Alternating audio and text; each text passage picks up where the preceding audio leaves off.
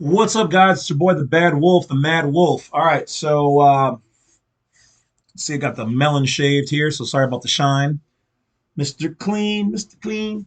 Um, so we're gonna be talking about the 4 USC Chapter 1, which is the flag. Okay, so right now I'm on. I know you can't see this, but I'm on Cornell Law Edu, U.S. Code, and this is the United States Code for USC Chapter 1, the flag.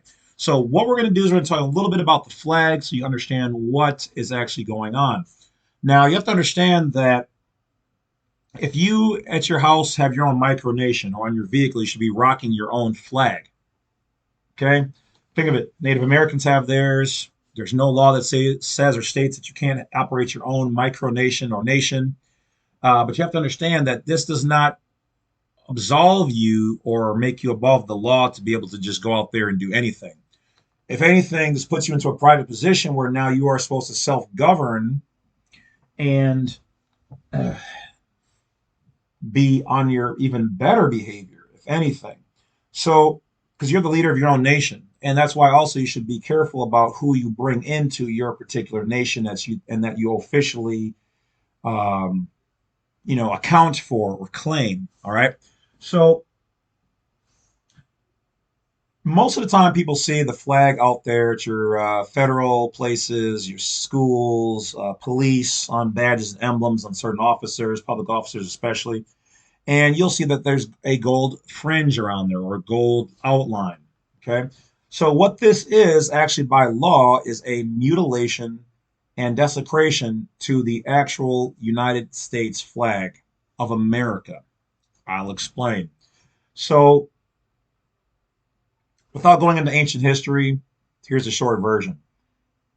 In order for Washington, D.C. to use that red, white, and blue flag with the gold fringes along the outside, they copied the American flag, red, white, and blue stripes, all that good stuff. And this is copyright infringement. So in order to avoid that, the gold fringes had to be added to make it a different entity, something new. It's been transmuted. Why did they do this? Well, one, because there's a difference between the United States Corporation, which is foreign owned and operated out of Washington, D.C., and the United States of America. Those are two separate things. America is good as is, but can you imagine how people would not pay attention to a police officer or a agent, public officer, court hearing, etc., summons, whatever, if they had the combined flag of the three owners of Washington, D.C.? Anything foreign, you wouldn't answer to that. You wouldn't even answer to a flag from Washington, D.C., which is the red, white striped flag with the three stars on there. This ain't American. So what did they do? They got their legal team together and got clever. They were like, well, let's use the American flag, ran it through Congress. Congress said, okay, well, it is different. As Congress said, you have to be able to show a legitimate, legal, defining, noticeable difference between the jurisdictions and all things that are you from all things that are us. So anything them, they're going to use in all capitalized letters. And the flag, which is not our flag, but their flag, has the red, white, and blue and the gold fringes. How can we prove this? All right. Sometimes it's also in what you don't see, say, read, or hear that is the proof in the pudding. So let's take a look. So Legal Information Institute, LII, sponsored by Law Cornell EDU. Go check it out for yourselves. Okay. Okay, so we go to number one, the flag, stripes, and stars on the flag. Let's see what the legal definition of it is.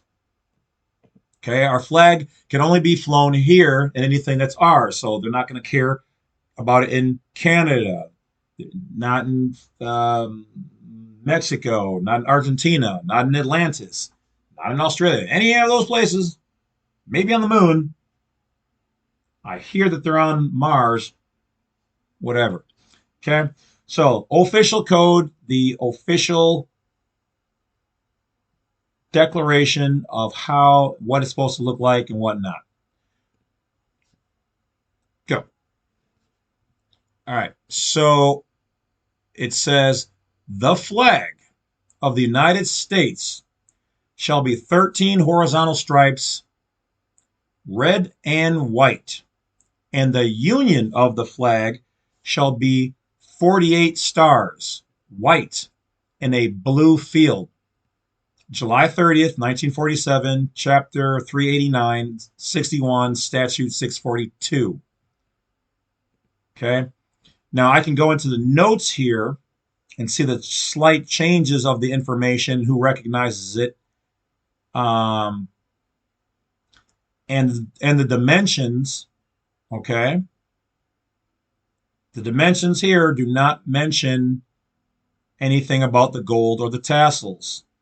Why? Because that is a maritime or admiralty thing. Okay, they're very specific down to the inch, millimeter of what it can be. Okay.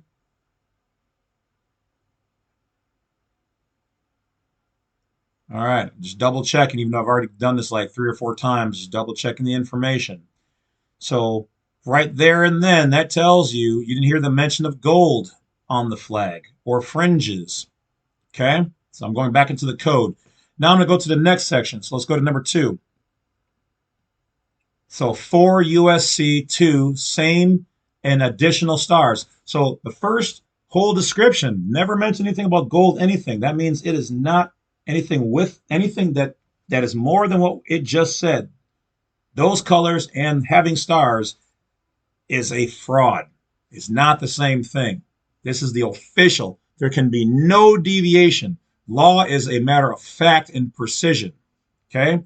So number 2, on the admission of a new state into the Union, 1 star shall be added to the union of the flag, and such addition shall take effect on the 4th of July, the next succeeding admission.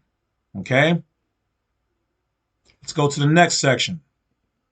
Number 3. Now it says use of flag for advertising purposes, mutilation of the flag. Any person who, within the District of Columbia, where? What? So they're talking about our flag being used, our flag, not their flag with the gold fringes, our flag in their jurisdiction, meaning at their courthouses, their places, any of their municipalities that are operating underneath that jurisdiction. Okay. In any manner for exhibition or display shall place or cause to be placed any word, figure, mark, picture, drawing, design, advertisement as such of nature upon any flag, standard colors or ensign of the United States of America, or shall expose to cause to be exposed to the public view as such. Goes on, goes on, goes on. Not exceeding $100 in punishment or imprisonment of more than 30 days in the discretion of the court. Okay? So let's back up, because it's on. Okay, respect for the flag, time and occasion for the flag, display. Okay, so display and use of the flag by civilians. This would be what they refer to as us. The following codification of existing rules and customs pertaining to the display and use of the flag of the United States of America is established for the use of such civilians. Okay? Or by civilian groups or organizations, as may not be required to conform with the regulations promulgated by one or more of the executive departments of the government of the United States. The flag of the United States, for the purpose of this chapter, shall be defined as according to sections 1 and 2 of this title or executive order 10834, which this link doesn't work. So, hey, Cornell Law, fix your executive order link. Okay. Respect for the flag, modification of rules and customs by president. So this is code 4 USC 10 modification rules of the customs by president. Any rules and customs pertaining to display of the flag of the United States of America.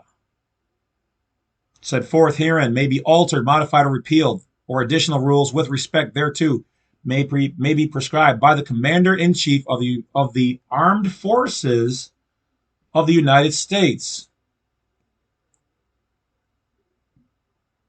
Well, it doesn't say America, it just says Armed Forces of the United States. So could one imply that that department, that Commander-in-Chief, though it doesn't say America here, it doesn't have a highlighted area to say when used here the geographical United States of America, but in fact it's the corporation? That's up to interpretation. It's not highlighted, so it's only speculation. But it says that that person, whoever the Commander-in-Chief of the Armed Forces, which whenever Cornell law, you need to change that from he to he, she, or they, or them, said natural person or persons, deem it to be appropriate or desirable, and such alterations or additional rules shall be set forth in a proclamation. Nothing about the gold fringe version. So whose is it? Doesn't say here. But if it's not exactly as described by the law, then it's not American. Okay, so that's it, my good people. Not a terribly long video, but you guys want to know a little bit more about the flag. Title IV flag, U.S. Code, Chapter 1. Read it for yourself. If you find something different, by all means, let me know. Because it doesn't say it on here. They give a straight out legal description. That's it. Take care. Don't forget to hit that bell and subscribe. I'll talk to you guys later. Enjoy your day. And self-govern. Be respectful, honorable, in all of your ways and charges of life.